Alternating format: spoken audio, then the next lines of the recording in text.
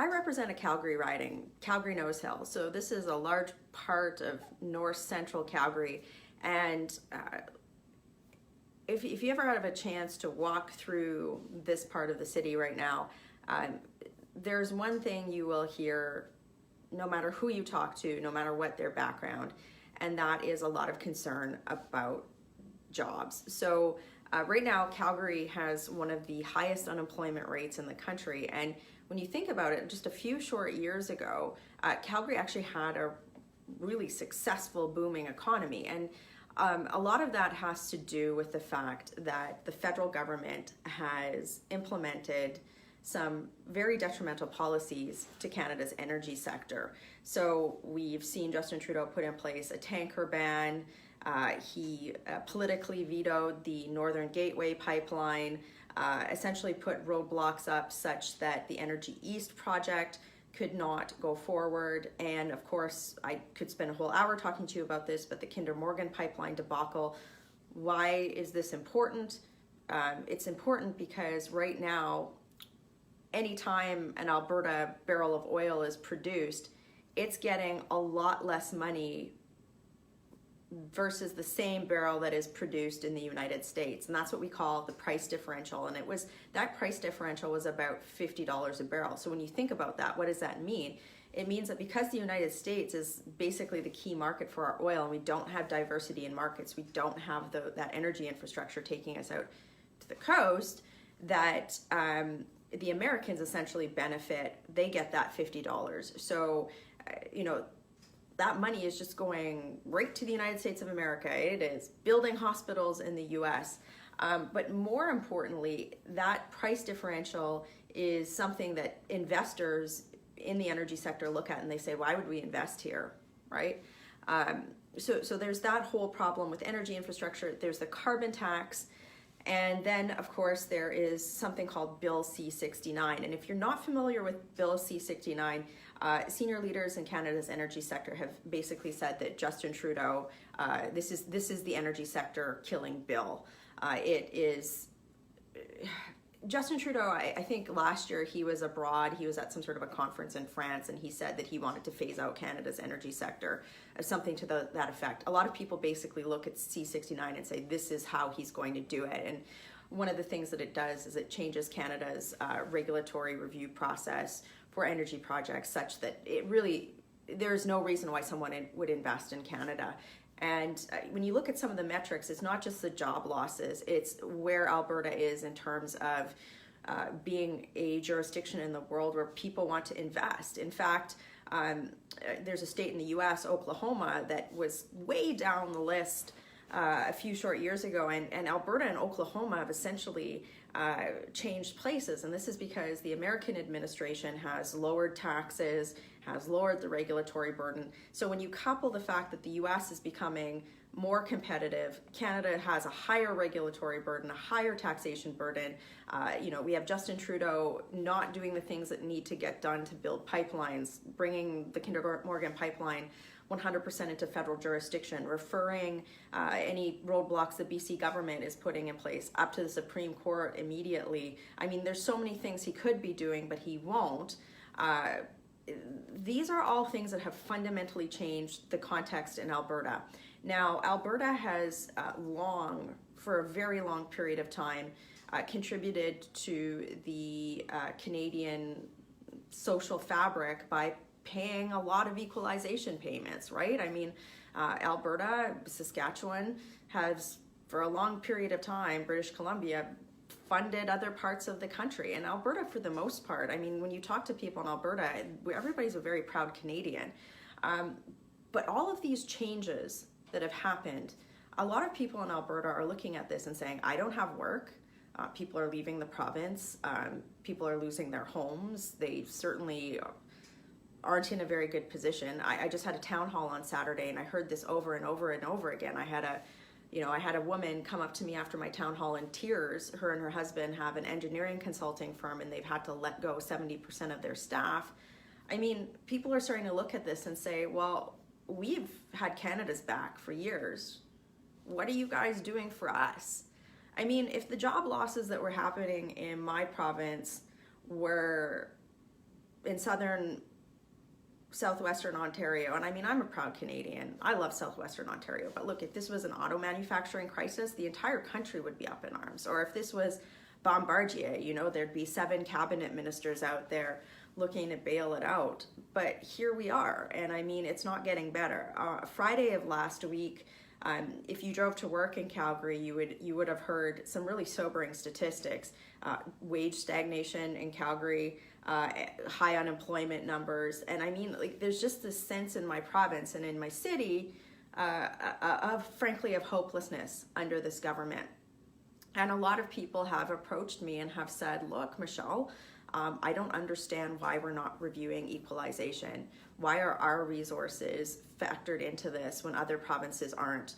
Why is the federal government basically, one person I heard it say to me, it's like, I feel like Alberta is treated like this backwater colony for part of Canada where we just ship money out and then nobody cares about us. And you know what? That's wrong. So if you're watching this and you're in another part of Canada, you're not an Albertan, you should be concerned about what's happening in Alberta, because a strong Alberta economy has been something that has bolstered every province in this country for years, for decades. I mean, there are a lot of hospitals and schools and roads and overpasses that have been built in Manitoba and Ontario, well, in Ontario and in Quebec for sure, because of the energy sector. And there's not a lot of hope right now.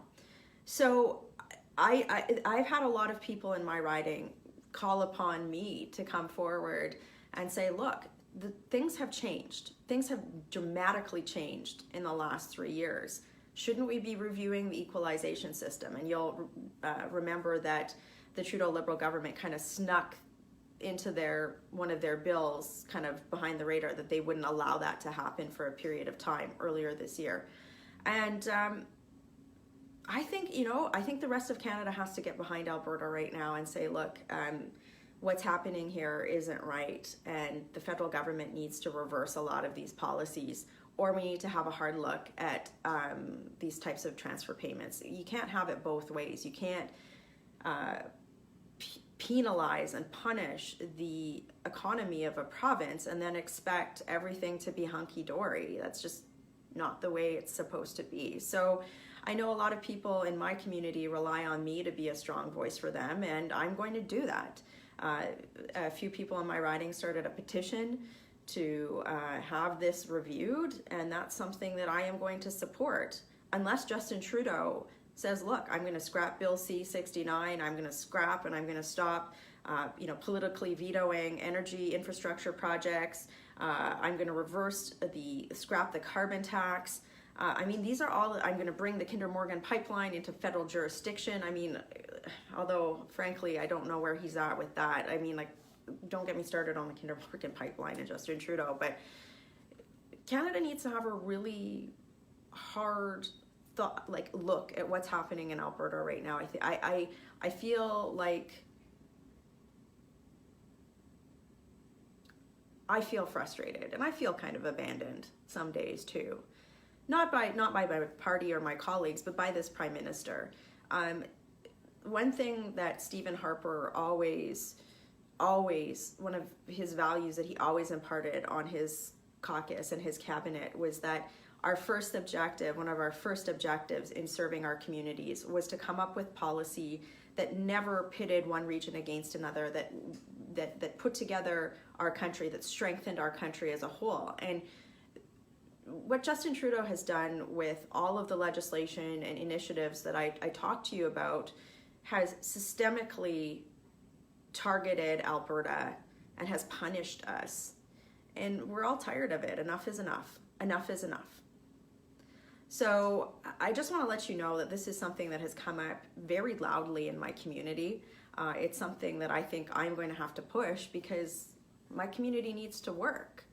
That's all that people in Calgary want to do. That's all that people in Alberta want to do is they just want to work, right? Like, they're not out there throwing themselves out in massive anti-pipeline rallies. They're not, like, the people in my community are just humble, workers that just want to work. But when those people get angry, it takes a lot to get them angry, but they're angry right now. And I just feel like Canada owes them a solid. So this is, I just wanted to bring you an update on that, something from my community that came up very strongly. I've been outdoor knocking, over the summer and then over the fall months, but certainly in my town hall this weekend. So if you're in another part of the country, maybe if you have a Liberal MP and you understand that a strong Alberta economy, a strong energy sector means a stronger Canada, get on the phone with them. If you have a friend or a family member that might not have any clue about the energy sector but is anti-pipeline for some reason, talk to them and just be like, look, Canada's GDP has a large, our economy has a large influence. It's influenced by the energy sector in a positive way. Why are we looking at transporting our energy products by rail as opposed to pipeline, which is a far safer mechanism?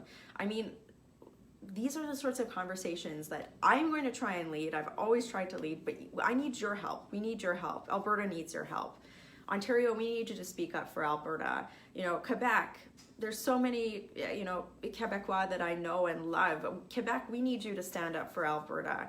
Atlantic Canada, so many of you worked in Canada's energy sector. We need you to stand up for Alberta and our country. And British Columbia, one of the most polarized places in the country right now on the energy debate. Really need you to think about what Confederation means, and we need you to stand up for jobs. And I'm just making that appeal to all of you who might be watching from the country. So as we sort of go through the slow slide into the holiday season, if you have an opportunity, if you hear someone talking about the pipeline in a way that they really don't understand, or the carbon tax in a way they really don't understand, look at the Canadian economy and look at what's best for all of Canada. And Justin Trudeau's policy, there is no metric that shows this.